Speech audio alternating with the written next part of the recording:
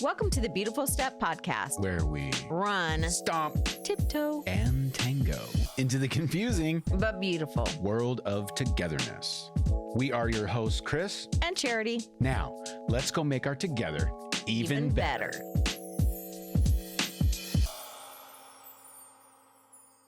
Hey. We don't have earphones on though. Oh, headphones? Is that there? That's what these are right here. Boom, boom, boom, boom, boom, boom. Oh, you're like a real DJ. You like that? Okay, so wait, we're in the cabin. Still? I'm going really good. I'm going good. What does that mean? What does that mean? I don't know. It's, I feel good. You do feel good? Actually, you know what, Chair? I have lost a lot of weight. Yeah, and I you're feel looking awesome. like You're strong. You are strong. Look at that. and look get it at in that. the camera. And look at your farmer tan. Pretty much you've been, oh my God. You have been asking. Oh, yeah. What? You've been asking me about every activity if you can do it shirtless, basically. Can I take my shirt off? Well, I feel better about my body right now than I have in a really long time. And Is that something to be ashamed of? Hey. And you turn 50 next month, so there you go. Nice. I still look pretty good. You still look awesome. You look amazing. I don't look strong like that. I would not have those same biceps. What? Nah. Okay, so we're here. Okay. We're recording part 2 of Autonomy is Essential because we screwed up part 1. No. Uh-huh. Well, it was supposed to be one long one, but... It was my fault. Yeah, it was. You're blaming it on me? Well, it was your fault, but that's okay. We just started re-recording part 2. You know how magical that was? I know, we had some really good stuff, and now I there's no know. way we're going to be able to recreate that, but... All right, that's all right. We'll have new magic. Get us started. New magic. Get us started. So Autonomy is Essential. Part 1, go back and listen, because you're going to need that Right. for knowledge. Right. So autonomy is... What? Independence, like your own self. You have to have control over your outcomes, or else you won't be happy. In your life. Right? Yeah. So we study some scientific studies that talk about like why it's biological that you want autonomy, want independence, and then that whole concept of agency, like being able to actually act on your own behalf. I love it. Yeah. Yeah. Yeah. So we talked all about that. You liked the concept for kind of a different reason than I liked the concept. Yeah. You want me to go with my bottom line, or are you going to go with your bottom line? You go ahead with yours. So my bottom line is this. It's the big takeaway from autonomy. It's very simple. When you are in a situation with your partner where they are being difficult, they feel like they're, not playing along, maybe they're crossing your will a lot, or, you're not seeing eye to eye. And it's not like they're out to get you. Like, you know what I'm saying? It's just been difficult. It's like, why can't you just play along? Like oftentimes you get pretty difficult. All right. Oh, okay. And so I guess, and I've observed this in other couples a lot. I'm not the only difficult person. Right. So like you'll be, couples fight. Yeah. Right. And so my thing is, you can trade this thought for the one that gets butthurt. Okay. You know what I mean? Like butthurt, I hate, that's a cheap, cop-out way of saying, my feelings are raw right now.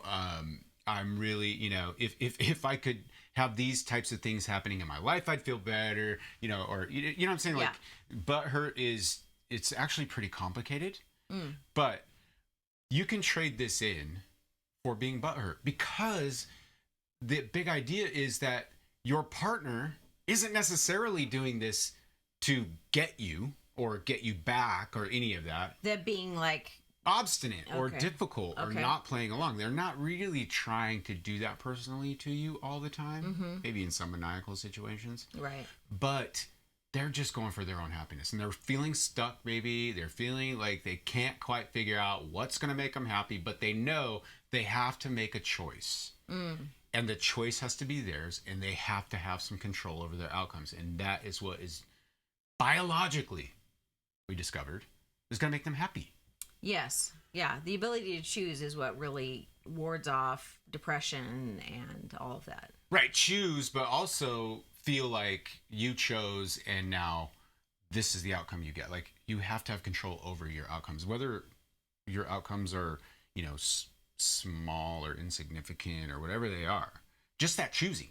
Yeah. Just that control is actually, it's very healthy. It's very biologically healthy. Yeah. So you take away from it that kind of understanding the concept gives you empathy for the other person, for your partner. 100%, because now you're not mad at them. You're just going, oh, I feel bad. Like, you're probably just not really happy right now. And you need to make some hard decisions, or whatever decisions that you need to make. Yeah, that's my big takeaway. Like, please, I want to use this for the rest of my life, having more empathy when it comes to how difficult you can be. Yeah. And I would say that for me, it's not, I guess there is that, like, the acknowledgement that the other person might be acting a certain way because they need autonomy. Mm-hmm. But for me, I think the big lesson and what we were going to go into today is like the acknowledgement that most people actually don't understand why they're being obstinate or why they're feeling stuck or why they... It just feels like a lot of couples I talk to, one of the partners is in a position where they feel kind of stuck. They can't figure out their identity. They don't know what to do next, and they're just kind of going through something, and they're acting out in a certain way, and it could be your kids, it could be your partner, whoever, but they're acting out in a certain way, and they can't really tie the fact that the reason they're acting this way is because their voice has been taken or they have given up their voice. Right. And they've lost some autonomy and agency over their life. They can't really name that and say that's the thing that's really bothering me. They just know that they feel frustrated. Right. Yeah, and that's the thing that I think for me, it's almost enough to stop there.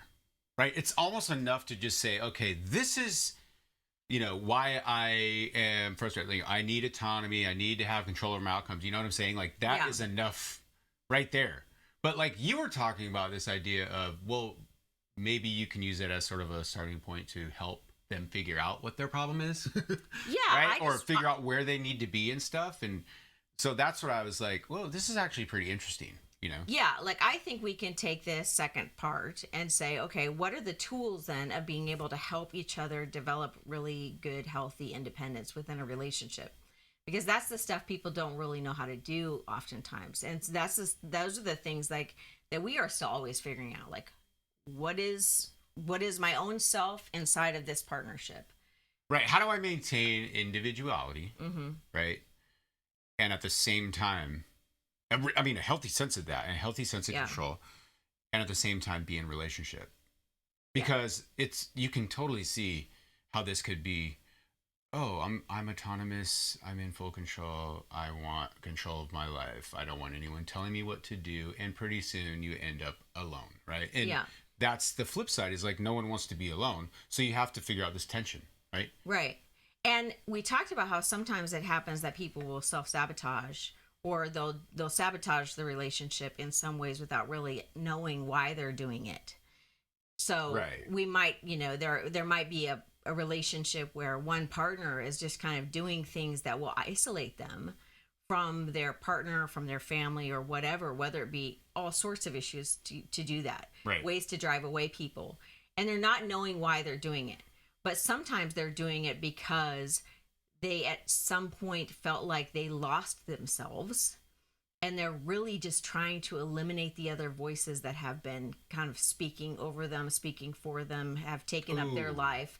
And they're really trying to find their own self, their own independence, their own autonomy. And they do it in a way that they don't understand. But that's what they're going for. Wait, so silencing other voices through the choices that they're making. Yeah. So that they can feel in control. Yeah, like isolating yourself, like by doing actions that drive other people away. Because you have no other means to get it done. You can't tell why you're doing it, but you're like, I really need to figure out who I am. And all these people have informed who I am. And so I have to find a way to actually kind of like push them back. But the only way I know how to do that right now is to just sabotage it. That's the Unabomber. What? The Unabomber. What are you talking about? Think about it. This dude basically, I mean, literally, he said, I don't want anyone telling me what to do ever again in my entire life or whatever. And he ends up alone in the woods, but he's left alone with his own choices, and he's finally got like his outcomes and stuff. And the problem with him was that he wanted significance so badly that he ended up, sending all kinds of bombs all over the country. Yeah, But I guess what I'm getting at is that idea of like, I'm going to keep silencing these voices until I feel like I have some power. Yes. I'm going to keep silencing these people who wind up alone and are like, I just, I can't take it, some bossy woman around or whatever, or like my parents or whoever you are.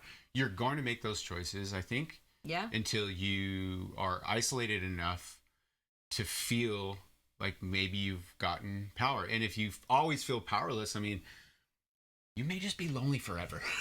I don't know. Yeah. Well, I mean, that we talked about reactance, that the idea that, anyone telling you what to do, anyone asserting what to do, you will naturally have, a biological response that will force your body and your mind and your heart to try to prove that wrong, because someone else telling you what to do and how to think, you're going to naturally react to.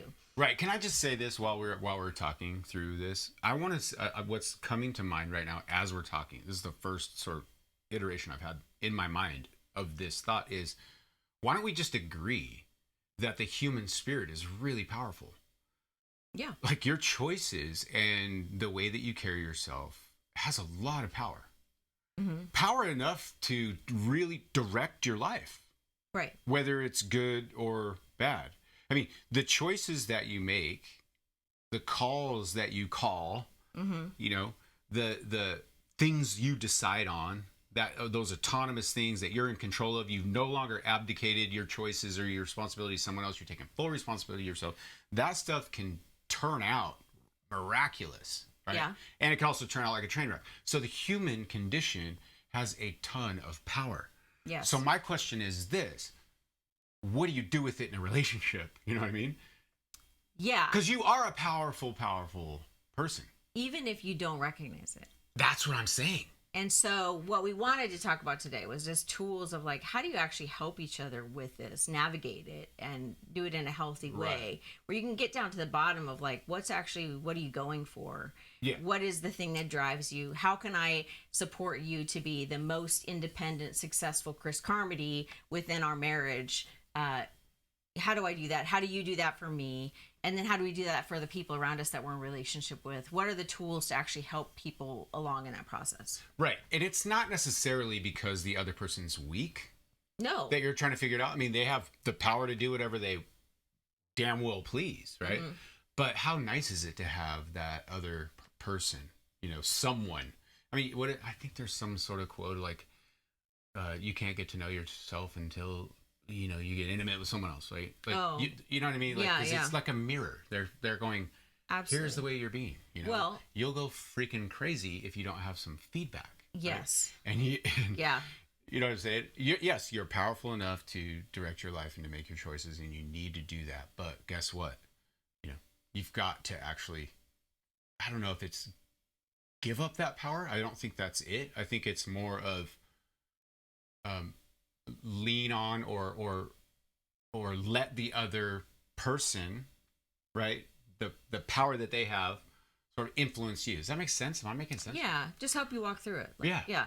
So I think what it boils down to for me is that these tools will help you see each other, and they will help you be seen. I love it. If you really work together, like to see the actual individual you. Right. The autonomous you. Yeah.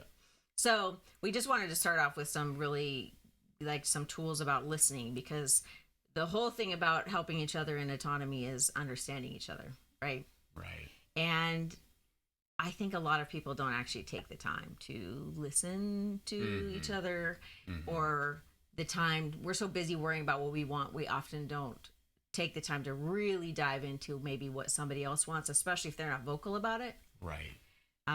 Maybe an introverted person or somebody who doesn't like conflict or any of that, they might be more quiet, and so you have to really cultivate that by listening.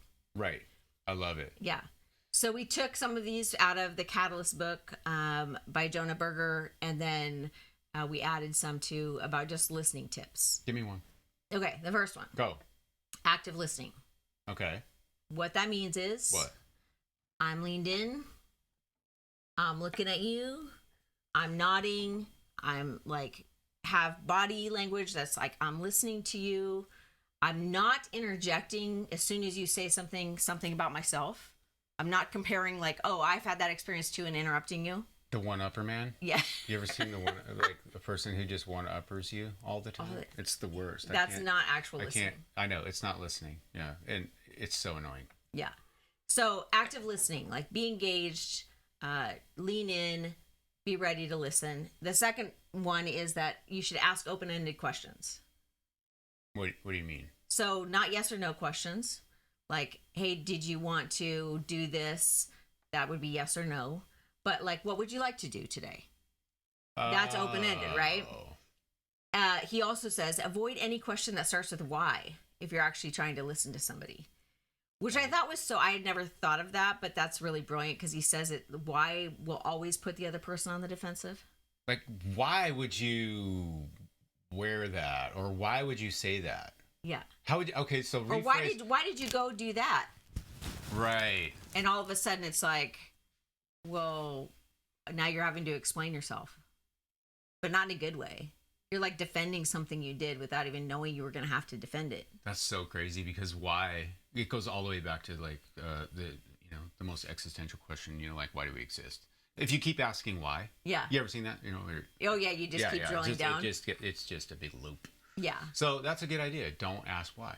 I think if you could think of when you said that just now, I was thinking about how like when your kids go through that stage where it's like they ask all the same questions over and over. They keep like, but why? But why? And it keeps drilling down. Yeah. So don't be the toddler who's doing that to people. Just ask really mature, open-ended questions. Avoid yes and no questions if you actually want to know what they're thinking. Right. Yeah. So that could be things like, well, keep them going by saying like, okay, so how did that make you feel? Or what happened next? Interesting. Things like that to keep the conversation flowing. So what would you do? Like, would you start the sentence with a different word rather than why? Would you say how? Yeah. Or what? How? What? Okay. All right. Different prompts than that. So if you really want to hear someone. The third one is harness effective pauses. Nice. That was good. Yeah. Effective That was pauses. deep. I used to love the dramatic pause when I was public speaking, preaching, that kind of thing. You are good at that. Like it was this big vacuum in the room. Everyone's waiting for the answer. Yeah. And then you get, you just feel like you're in full control. It's beautiful. I love it.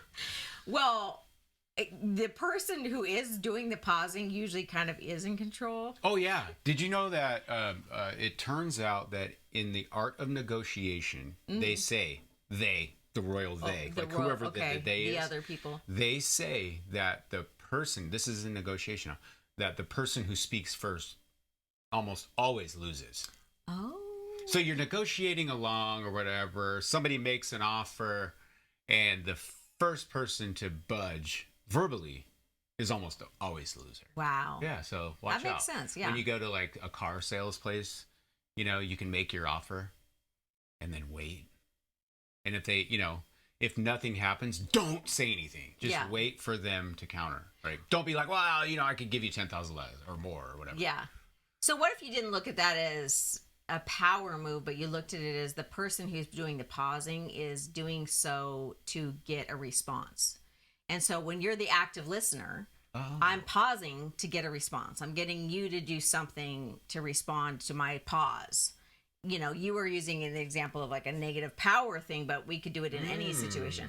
So like I was thinking about, for some reason, like whenever I have an auditor come to my office. Ew, does that happen a lot? Well, they audit systems and all that stuff. But, it's not that I've done anything bad, but they're really skilled at like not saying anything. They just sit there and pause all the time. And so then you're feeling awkward. And so you like start saying things randomly that you normally would never like just start talking about and like start giving information on. But you do it because they're paused. And I think they do that on purpose. Wow. They're giving you the stare down and just sitting there watching you. So you're like, all of a sudden you just start spewing things. Wow. That is genius, actually. You're sitting there telling your life story. Mm-hmm. And they haven't even asked you anything. Exactly. Wow. Parents. It's a Jedi mind trick. Parents, this is a good listening tool. Harness the power of the pause. Remember when we used to do that thing of like, son, you know why I pulled you in here. And I'm going to give you a chance to tell me. Meanwhile, even if nothing's going on, that's so mean. Or you totally didn't even know what they were going to say, but you're like just hoping that they take the bait. Oh, of course. Like they're walking around looking guilty that day or something like that. And so you sit them down. You know why I sat you down, right, son? And they're like, and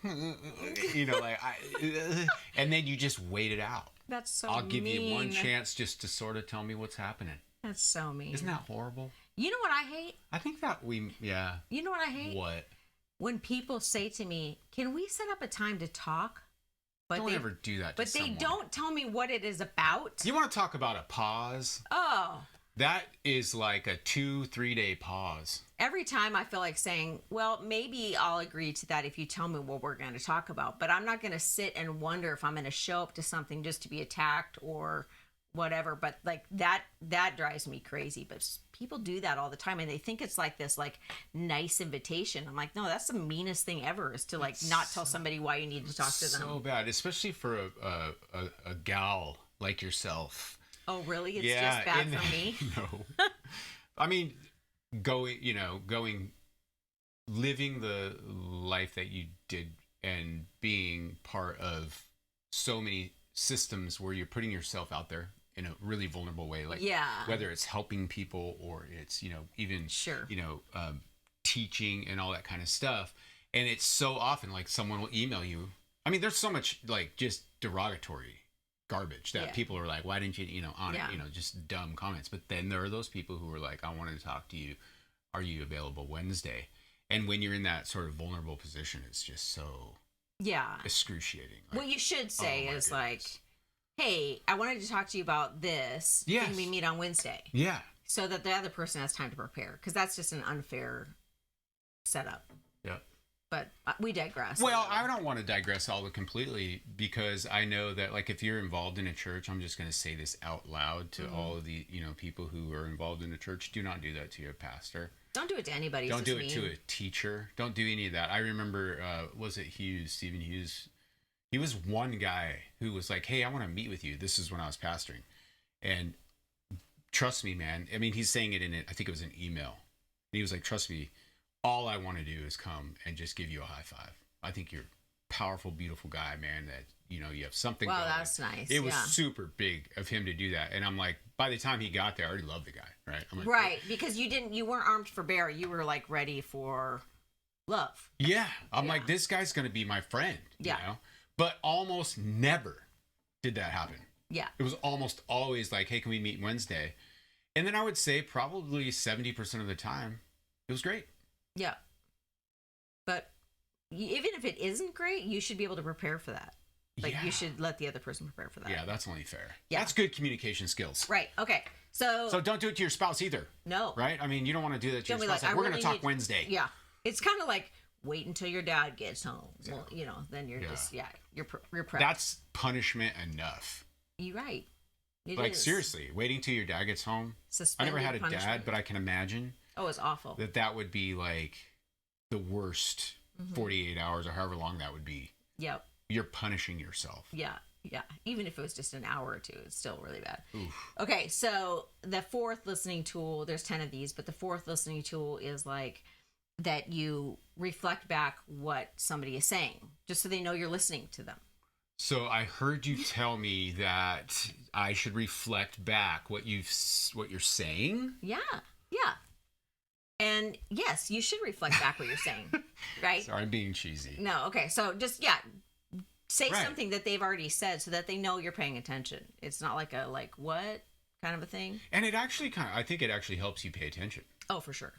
Yeah. Especially when someone's talking. Oh, can I just interject this too? Like when people, when you're in a situation that it's maybe not your family and, it's people that you kind of know or whatever, stop using names. Because there's so many people. There's so many times where I'm listening to someone talk and they're like, oh, and then Paul was like, I can't believe that he started dating this, Gina or whatever, and I'm like, I don't know any of these people. Oh, you mean people you don't know? Yes. If you're talking, if you're around people that they don't know. Use names. Because it does. You just that frustrates me. My friend, Yeah, just like do the whole like, I have this friend who whatever. Sure. You know what I mean? Because it's like, I feel like I'm on the outside. Yeah, that's of a good point. Seriously. That's a good point. I think it's kind of a big deal. Okay, so reflect back what they're saying to prove that you're listening. Mm-hmm. This one was interesting. He said label emotions. So, like, if I see you really upset and go to you and say, like, Kris, it seems like you're angry. How does that make you feel? That's like I hate it when you do that. Yeah. I actually do. Yeah. You used to do that. I don't like when people do that either. You used to do that quite a bit, actually. Yeah. I remember the first time you prayed for me. What do you mean? Like while you were really angry? It was actually hilarious. I think about it a lot. Because you were like, story. What it was is like this? one of the very first times. It wasn't that I was angry. It was that we were trying to decide something. Were we married or not married?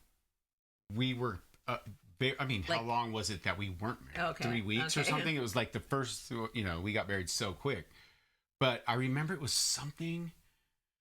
Oh, it was so bad. It was so bad.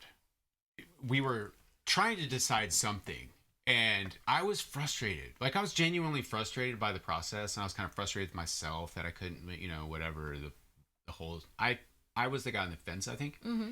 And I remember you like pulled me in and began to pray with me, and you just started going like, yeah, and I'm praying that he'll see the light my way and all this stuff. Like, you seriously, no kidding. You were praying that your will be done on earth. You did. I'm so sorry. And I actually pushed you away and was like, you're trying to tell me what to do here in this prayer. It was so bad. Man, I bet we couldn't even count how many times I've done that in our marriage.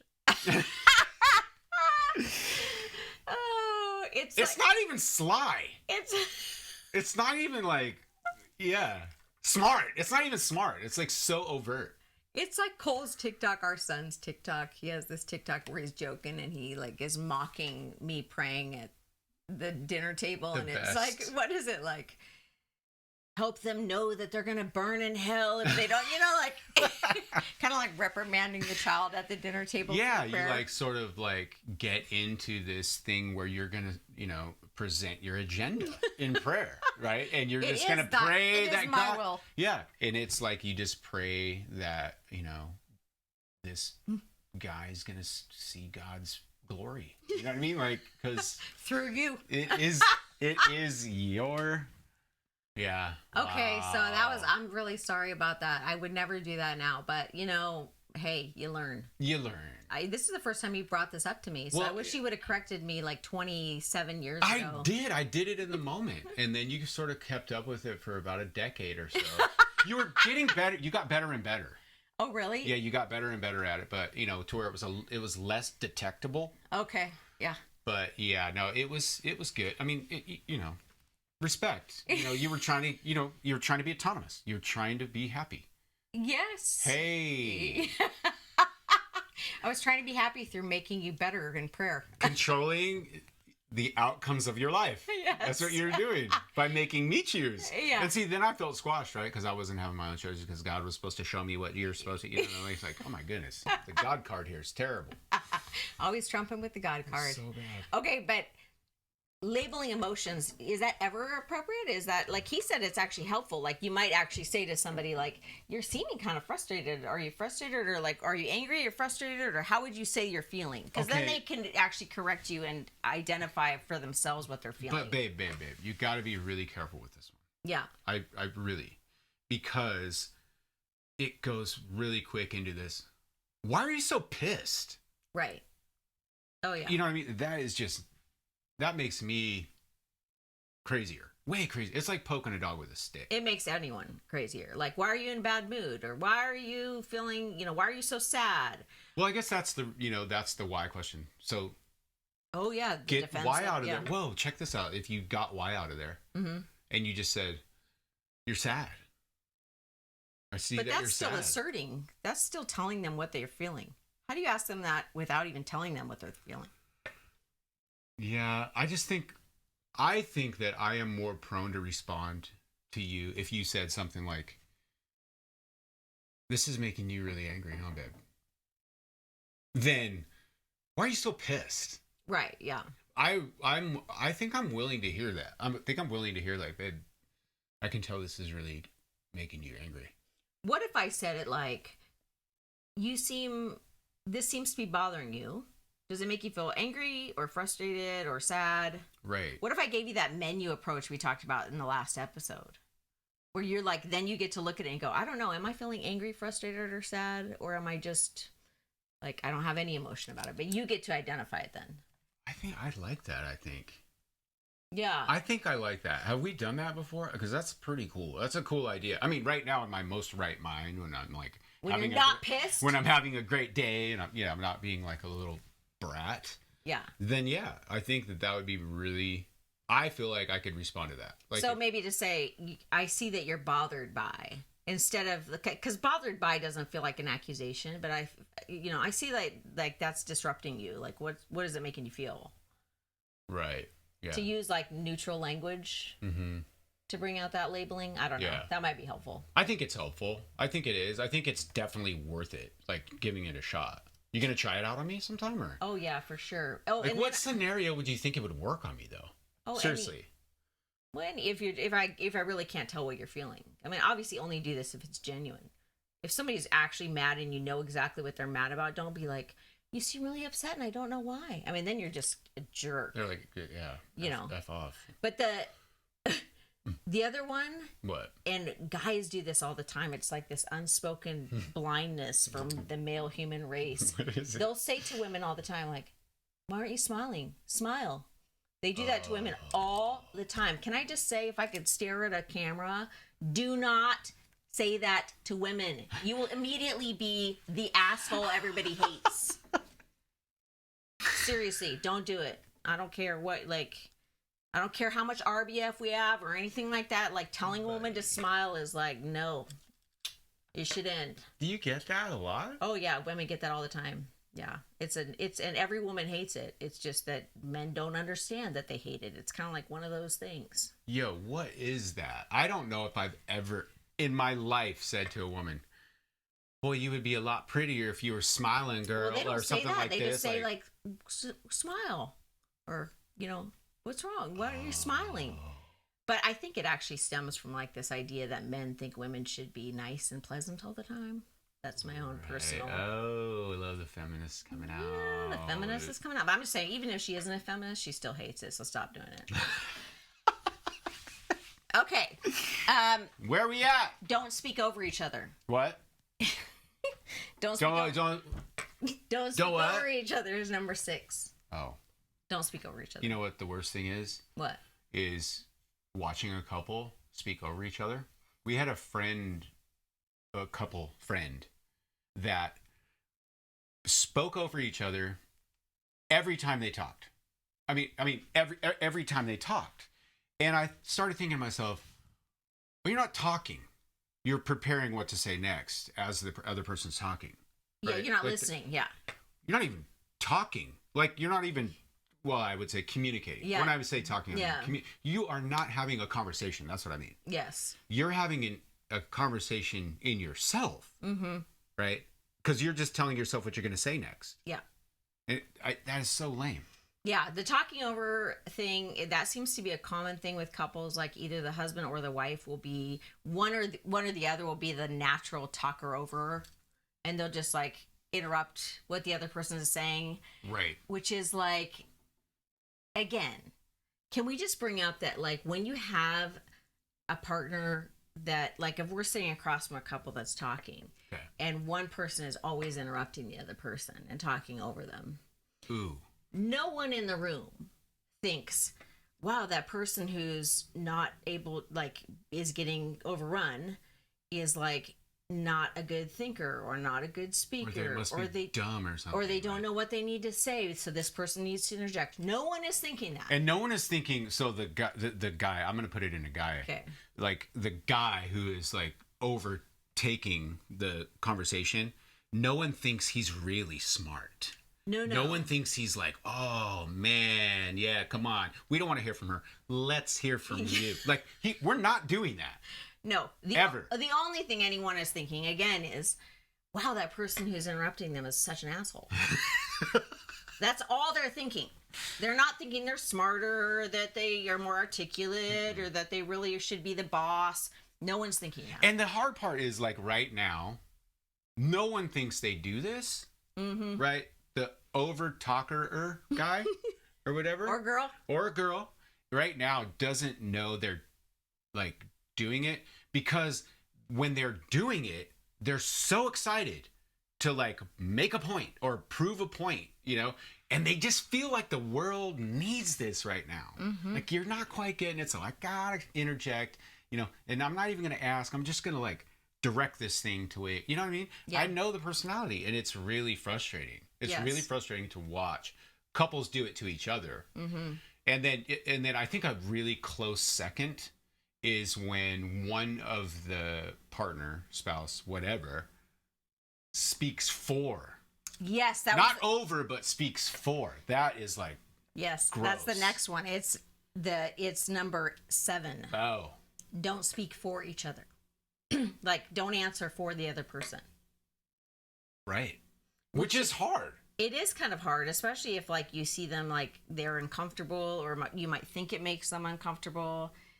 That's okay. If it's your partner, they're a grown-ass adult. Yeah. And they can answer for themselves. You know, I think I used to hate this when I was younger. I probably still do. You know, I have that really heavy punk rock, like, spirit side of me that, you know, has a problem with authority. You're rebel. You're rebel, Kris. I am. I'm autonomous Kris. You know, now I'm realizing that it's biological, and I'm in very many ways proud of it. Yeah. And I like that about myself. Yeah. But I think I've always had a problem with people telling me how I am. Or telling me what I think about something. In fact, it's the reactant thing where I'm like, I'm going to change my mind right now because they actually think that I'm this way, right? I'm way too punk rock. No, you didn't get it right.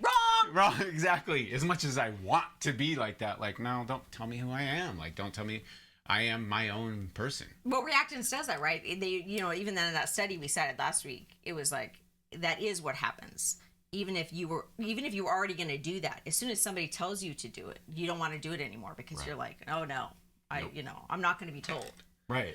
Yeah. And so I just would have to believe that when, as a spouse, right, as a partner, when you speak for them, a little dangerous. And I would say, unless they've asked you to do that or something, or you've made an agreement about that, but can I just debunk this whole idea that like we're speaking, it's good to like be the voice for other people? And I often hear it because I'm in the like nonprofit social world. It's like, well, we speak up for the voiceless, you know, we advocate for the voiceless. Right. And I'm just going to say that unless someone is not born and doesn't actually have a voice, like even if they don't actually have a talking voice, or, you know, but if they're not alive yet, then you could talk about like advocating for the voiceless. But what I'm saying is like anybody that's alive, you know, outside the womb has some sort of a voice, whether that be an ability to act or decide or communicate. Even a baby, like they're gonna cry, they're gonna do those kind of things. So this idea that people are voiceless and you need to speak for them is totally erroneous. Wow. Like that is not a thing. Mind blown. Wait. Okay, so I have always been in that mindset that, you know, you have to advocate for those who can't advocate for themselves, or you know, and I understand that, but this voiceless thing. Yeah, there's a difference between advocacy, like if they're not in a position to actually have power to advocate, that's different. Right. But what I'm saying is like, assuming that you're going to be the voice for someone else is not appropriate. Here's the reason why I absolutely love what you're saying. Even a baby, right? It's because I jumped to the conclusion, and I'm sure other people would join me in this jump, of a baby is voiceless. A child is voiceless, right? And I love what you're saying, because if you can sort of trade that in, or you can change your thinking on that, all of a sudden you go, oh no, they have a voice that I'm not listening to. Yes. They have a voice that I'm not hearing, right? It's not as though they're not affecting the world that they have been dropped into. Yeah. I mean, they are. It's just that we're dull to it. Yes. And a lot of times with us, we're just pushing our own agenda, we're pushing our own, and we're not actually listening to what people are saying, what kids are saying, what babies are saying. Like, and that I think is a really beautiful piece under this heading of autonomy, where it's like, no. Don't fall for this thing that people don't have a voice.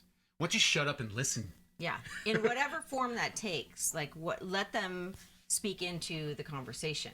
I love it. In whatever you're observing. That's really cool. Or, the relationship, what that feedback is in the relationship. Like, what are they actually telling you with their passion, their, their love, their hate, their, like, what are they telling you in those things without actually having to say it? Which is why, like, in, the big movement, of course, in any sort of social services arena, is that you have to have people with lived experience at the table. Otherwise, it's a bunch of people who don't actually know, pretending they're making decisions for other people, calling it advocacy, but they're not the ones who actually know. So unless you're bringing in the people to actually speak who have the voice, and quit quieting their voice by not including them, you're making a grave mistake. That's crazy. Yeah.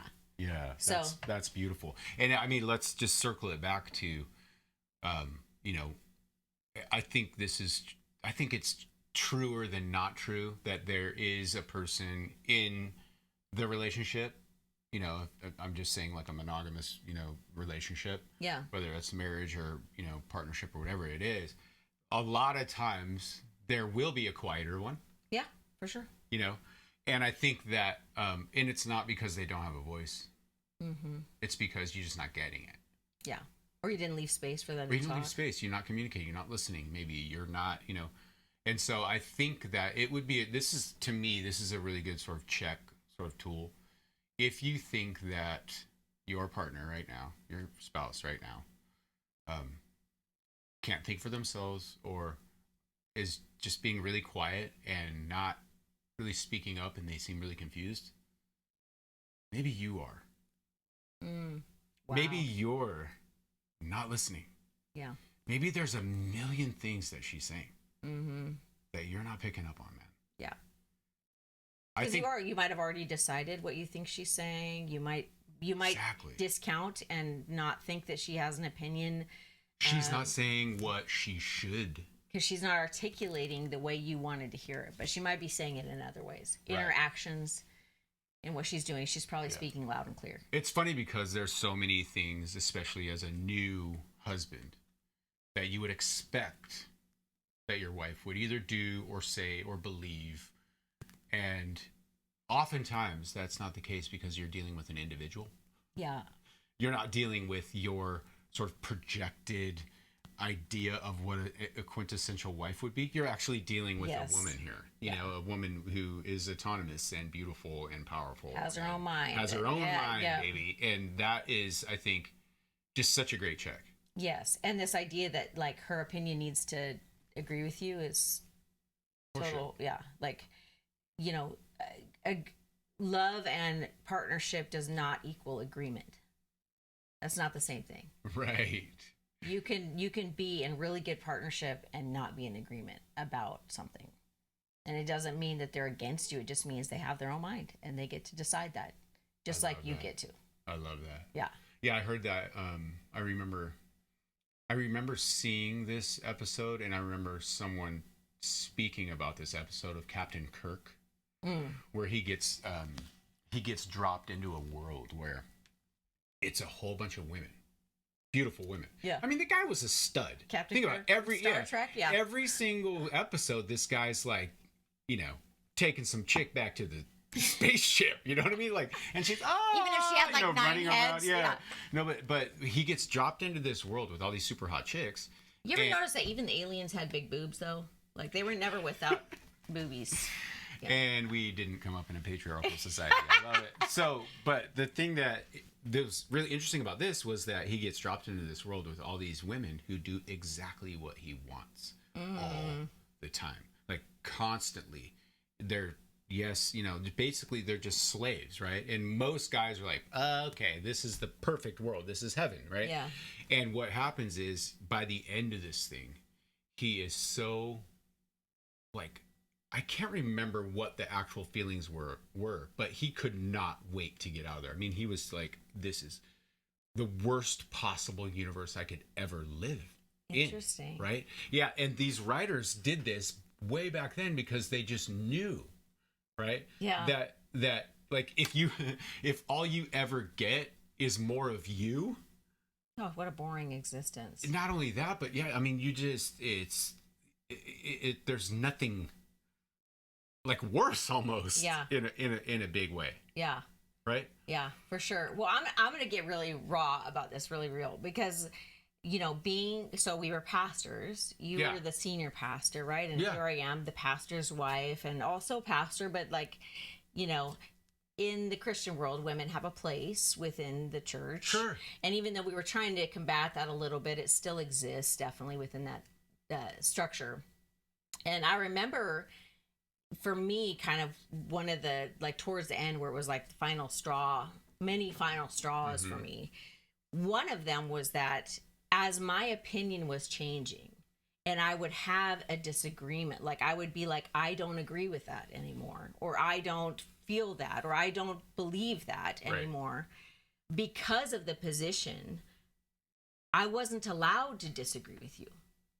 Not because you were saying you can't, like, actually in reality disagree with me. It wasn't that. It was that within the system, if you disagree with me, don't say it because we can't have an ununited front. Right. Which is, that's the hard part. So I got to the point where I was like, I am not able now to have a voice. I am losing autonomy because I'm not able to actually articulate and say that I disagree with this. I have to pretend like I agree with it, even if I don't, which then became an integrity issue for me. I was unwilling to be a person without integrity. And I wanted to be the same person in voice and in deed, in front of people, not in front of people. And that was one of the things that I just was like, that's a deal breaker. I can't do this anymore. Because if I can't actually verbally disagree, I'm not interested.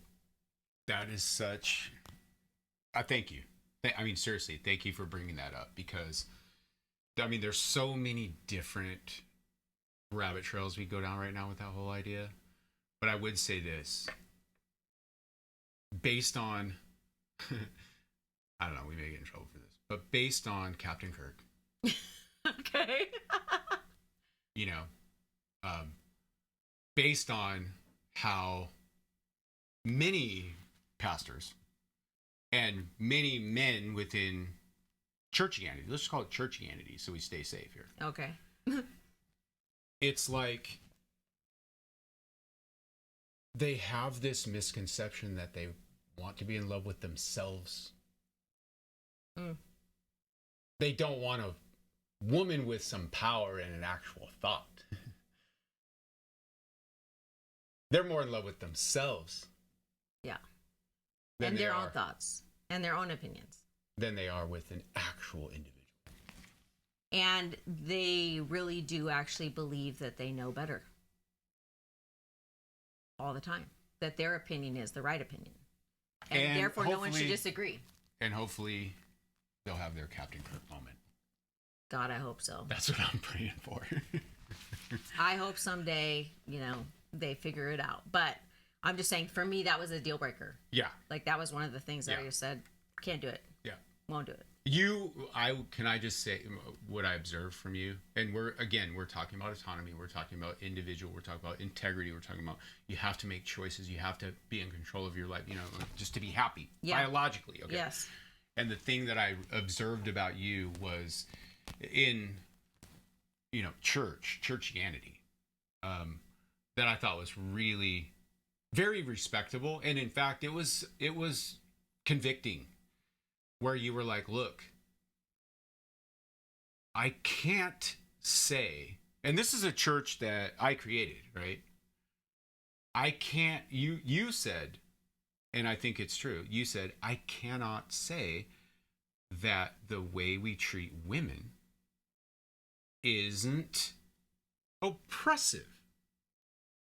In any other circle that we're in any other institution in America, you can't get away with this shit. No. You can't just not, and so that is the hard part with you. And I know we just probably opened a huge can of worms, but the thing that I'm saying is this. It's like, look, I was a firm believer in the whole idea of, look, if the Word of God says it, there has to be a reason, and the reason has to be good. And if we follow these things out, what the Word of God says, then it'll come out really, really good. That was my full-on mental understanding. Meanwhile, I was, no kidding, without really any, apology now, but without, unapologetically, as I lived, I was in a system that genuinely oppressed women. And gay people, and yeah. And if you step back and look at that, you honestly can't add it up any other way. No, unless you just tell yourself a lie about it. Right. You tell yourself there's a reason, and so that must be okay. Which is not necessarily a lie, or it wasn't a lie when I was actually telling it to myself. I wouldn't intentionally, the Bible even says, we deceive ourselves. We deceive ourselves. We deceive ourselves. We don't even need to be deceived. We deceive ourselves, right? Mm-hmm. And so this whole idea was, I wasn't lying to myself. I was telling myself God's honest truth, and I was, your truth, living down the truth. But you were lying to yourself, but you were telling yourself. But I'm living a truth that I truly believed, and millions of people are still living this truth. Yeah. As they truly, as they see the Word of God, unfold in front of their face. Meanwhile, if you look at it in, from just a sociopolitical standpoint, which is basically reality, you can't help but think this is oppressive. Yes, like you're saying, you wouldn't get away with it in any other world. You wouldn't be able to have women in a workforce, but be unwilling to give them certain titles. You wouldn't be able to not promote them. You wouldn't be able to pay them significantly less because, all that stuff would come under check. Or a gay person, you wouldn't be able to, can't be a member, can't be in on things, can't serve in the same way. You can be here and we're going to love you, but you can't actually be part of the body, or you can't be part of leadership. You can't, you can't do any of these things. Yeah. And in that way, that is oppressive. Yes. But like you're saying, while you're in it, you're telling yourself your own truth, and what you have the construct that you have decided is the truth, and that, justifies the actions. But for me, when I finally came to that point of I actually now see it as a lie, it's going to be a lie for me. What was truth for me at one point, what I did agree with, right now, if I agree with that, it will be a lie. I won't go there. I won't go there. Right. So. And I think that is the thing that people have to come to. And that's the autonomy part of it. It's one of those things where I started to look at so much of the Bible in a way. Because I was responsible to show up every Sunday and, tell something really smart to 700 people and then a whole bunch of people online. Yeah. And I started to feel that same, as you were unfolding this. Yeah. I know we're on rabbit trail, but this is, I think, good. Yeah. But as you were unfolding it, it started to convict me, and I started to think it through. Like, wait, is this actually true? Am I in a system that oppresses, women? And then I started to look at the Bible, and go, wait. I mean, because you can get the Bible to say anything. Oh, if you look at history, I mean, come on, it's you can literally get it to say anything. Mm-hmm. And I have to believe that, like where I am now, when it comes to sort of how I see the Bible, but especially how I see people and my take on, women in the church, gay people as associated with Christianity and church, I have to believe that it's way closer to the heart of Christ than it ever has been. Define that further. What do you mean? I would say that it is, I am thinking more like God would think about these people. The God of, people? Well, no, I would say the God that most preachers preach about, but yet don't live like, kind of thing. That, I feel closer to the heart of God with my convictions about gay people and women than I ever did when I was in the church. Yeah. That's Does that make so sense? Interesting. Yeah. Yeah. That inclusion. Like inclusion. Being out of that oppressive structure. Absolutely. Yeah. And I mean, no one can take that from me. Yeah. I mean, someone would be like, oh, I'll be praying for you because you probably lost your soul. You know what I mean? You think you're taking the word of God? I'm talking like some sort of backwoods person, but you know what I'm saying? Like, I just feel like, and that is a decision I get to make. I am an autonomous person. That's and right. That's the whole thing. It's like, hey, welcome to thousands of years of men and women interpreting the Bible. Yeah. And here we are. Yeah. And you know what? You get a chance to do it yourself. Yes. And expect that everyone has enough value and smarts and everything to make their own decisions. And you don't need to convince them otherwise. You don't need to tell them that they're going to change their mind and that they're going to, come around and that they're going to see the light. If they've made a choice, it's because their autonomous self has decided that they have rationale, they have reason, and they've decided. They're powerful people. And that's what they get to choose. And they're individuals. And it doesn't, hey, that's their choice. I love it. Okay, we diverted. Yeah. But that was all about, like, don't speak for other people. I love it. Yeah. Yeah. So number 8 was give time and space for processing. Remember, speaking of, like, Bible things, remember when we were first married and it's like, you always wanted time after a fight, like when we're in the middle of a fight, to process. You didn't want to like duke it out head to head. But I really should have been a debater for a profession, because I would always want to debate. And so I would you'd want to go to bed. So you'd go to bed and then I'd flip on the light and be yelling and screaming about how you should go to bed in your anger and how dare you, let the sun go down. I mean, I was quoting scriptures at you. Flipping it out there. So godly, quoting scriptures at you. Loved it. When you really just needed time to process. Yeah. And you would say if you would just let me sleep, I think I would be better to be able to talk about this. But I couldn't hear any of that because I wanted my way. I wanted to do it right now. Right. Let's hash it out. So frustrating. And I think I even said it in this podcast earlier. It's like, you're going to process right in front of me right now. Like, come on. Yeah. Don't. Yeah. So give the space people need. And actually, I had a friend of mine said the other day, something really beautiful about her boyfriend. She was like, well, he takes a long time to process and needs space to be able to do that. So even when I know I'm going to be talking to him about something hard, I give him a heads up. Hey, we really do need to talk about that. Maybe we should talk about it in a day so that you can really be thinking about it, so that you come to the conversation really knowing what you want to say. Yeah. Which I thought was so beautiful. I love that. Yeah. That just is such a respect thing. Oops, my mic. It's such a respect thing. Yeah. It's an acknowledgement of autonomy. Yes. Yeah. That they'll need, maybe they need to write it down. Maybe they need time to process. I remember counseling couples before and saying to them, if the husband was an over talker of the, quiet wife or something, we would say you're not allowed to speak for 2 minutes after you've said something. I love that. Just to force her, not to force her, but to force you to shut up so that she actually has a chance to think about what she wants to say and carefully articulated, because a lot of people are very careful about what they say. They don't want to say something that might be hurtful or that they'll regret. And so they want to craft that in their mind before they just blurt it out, like the rest of us people who just like say whatever is on our mind. Right. Not everybody's like that. So allow each other that space. Yeah, I love that space too, because most people, well, I wouldn't say most, but when I see, people not communicating well or, getting really frustrated with their communication, it's like that guy, he probably couldn't even count to 2 after she gets done talking. And it's like leap, right on it. It's like, dude, 2 minutes would be like an eternity. Yeah. You know what I mean?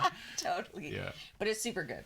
And then we talked about how it's really cool. We've never really done this, but we've watched our son and his wife do it, where they'll always ask each other a question in the context of like ranges. So degrees, they'll say like, degrees. They'll be like, on a scale of 1 to 10, how frustrated are you about that right now? I love that. We need to do that. We need to incorporate that. It'd be fun. Yeah. Like on a scale, like between 1 and 10, how embarrassed are you right now? Yeah. Yeah. Or how uncomfortable are you right now? Right? Yeah. I mean, you could do it, and you could do it like on a scale. You could say like, if you could say this is your worst, mid, best, giving them those options. I love that. Is part of that menu approach. And actually, we're going to do a whole series on strategic kind of communication, and it involves a lot of variable options. But for that's just a really quick, like, give me a range. I love it because it's that thing of, you have a mind, you have an idea of what's going on. I know that I may be at a 3 right now, but I better check in here because you could be anywhere between 0 and 10. Yeah. Or how important is it to you? If you were to rate these 3 things, which is the most important? Yeah. I always find those kind of surveys really helpful to look at, because then you realize, like, people might say, well, these are my top 3 things. But really, I could be thinking your first is my third. And we think we're negotiating on the same page, but we're not. Our priorities are very different in that situation. So just kind of getting that on the table and figuring out what that is, where we're at with that is helpful. Yeah, and that's a dynamic thing, because it doesn't just, we've been married almost 30 years, and we still have to same page. Like, wait, we're on the same page here? Yeah. We're still getting this stuff out. Be like, I can assume a lot about your personality and the way this is gonna go down, but we should get that back on the table. Mm-hmm. You know what I mean? You can't just take that for granted. Yes. Yeah. Because we change, and, there might be different circumstances. Sure. And then the last one, number 10, is just summarize the takeaways, which I think we do a lot. Like, okay, at the end of the conversation, like, what did we actually, like, here's what I kind of got out of this, and like what I think our action steps are, or even if there's not action steps, like okay, so that was a really good conversation, and like, you just find a way to summarize it so that you both walk away from the conversation knowing the same thing about it. Because have you ever been in a conversation where you walk away and you think a certain thing was decided or said, and then you find out later that the other person walked away with a totally different end point? Oh, yeah. I know that, you could do, let's just say you do some sort of teaching. Mm-hmm. And 300 people in the room. Yeah. I swear you just taught 300 different lessons. Yes. Because everyone walks away with a little something different. You know what I mean? Yeah. And I think your dad puts it really well. He, because he preached for years and years and years, and he's like, what I found is that people, it's like hunting. He's like, a lot of times people come in there and they're looking for something. Ooh. Yeah, and they're like watching for something, and if they see any sort of hint of it, it takes on this meaning, and it's like, that's I got my said. thing. Yeah, yep. And it's so strange how people are sort of in such different places, right? And they're looking for so many, different things. They really are, and people are obviously complicated and stuff. And so when they're listening, when I'm listening even to you, I have, I'm looking for things in my own life. I'm looking for, and that always taints. It always, it's not really trustworthy. You know what I mean? Yeah. It's this thing of, wait. Your agenda, your insecurities, all of those things are going to skew how you hear things. And so I guess what I'm getting at is it's not, you can't just trust that you're on the same page without summarizing. Really. Yeah. Because you and I do that. And I know I do that too. It's like, wait, where are we at? Like we just talked for 2 hours. Where are we at? What did we say? What did we say? What did we agree on? Or did we agree on something? Yeah. Like, you know? Yeah. I think that's super helpful. It is. And a good way to end it would be to say like, okay, so what was your big takeaway from what we talked about today? Or what, how would you summarize like this conversation? And that way it gives you, it's that open-ended, like you're not saying, so did we agree upon, and then telling them what to agree upon. You're saying like, give me your big takeaway so that you actually will hear the thing that most stood out by asking it that way. I love it. Yeah. And that's, I think, even just when we were preparing for part 2 of this podcast, I was asking you like, wait, what did you mean to say? Just give me one sentence. What was the biggest thing about the last week's podcast? What was it that you took away? And we both took away semi-similar but different things. Yeah. I can't assume that you and I have the same exact takeaway, right? Right. You were like, well, it gives me empathy to understand about autonomy. And I was like, well, it gives me tools to help you, help my kids, help whoever, how to walk through like discovering what they are, who they are. Right. It's the whole thing of like, you want to help people get to an end goal, and I want to help people feel better about themselves. You know what I mean? I want you to feel good, and you're like, I want you to be productive. And it's exactly like, hey, if you could summarize our whole funny. Like life. That's our entire life. Yeah, that's so funny. That's so it. So the last kind of set of tools we wanted to talk about besides just communication. You have a whole nother set? I have a whole nother. It's not very long. Good night. But this idea, I was listening to a podcast, and the gal who's like a relationship counselor lady was saying like, one of the things she finds that people don't take the time to talk about, but is the thing that often derails the relationship, is an agreement about what is done together and what is done apart. This needs to be its own podcast. We're at an hour 6 right now. Oh, really? Yeah. Okay, well, we'll just briefly touch on it. Should we just do another podcast, Charity? What do you think? How much time are we talking? Oh, it's probably a while. Maybe we should end it.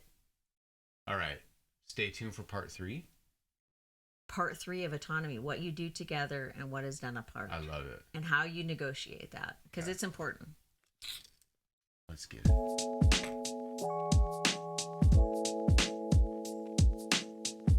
Wait, babe! Babe, wait! How do we end this? By saying thank you. Okay, you guys are awesome. Thank you. There's nothing more encouraging than you hitting that like button and commenting. And don't forget to subscribe. And I know there's more. You have a list. Might as well go down the list. Right. Okay. Watch the video of this podcast on our Beautiful Step YouTube channel or on our website, where you can actually download transcripts and show notes of the episode. And don't forget to follow us on Facebook and Instagram. If today's episode made your together even better, tell someone. Okay, now. Right now. Today. Okay. You can take one step. It's just one step. Toward the beautiful relationship you want in your life. You got this.